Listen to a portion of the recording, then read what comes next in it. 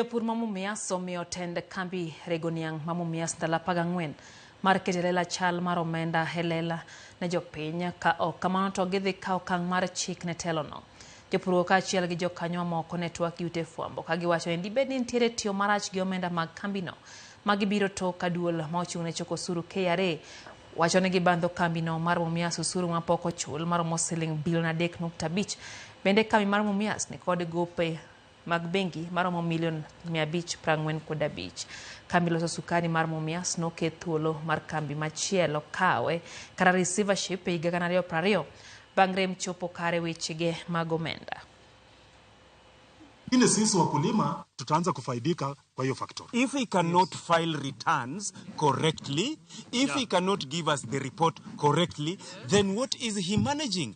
That is why we want our legal team to take action right away, and we move up with this matter until we come to a conclusion that is beneficial to the community and the sugar farming industry at large. The receiver manager appointed by Kenya Commercial Bank commenced operations only 2 months after receivership.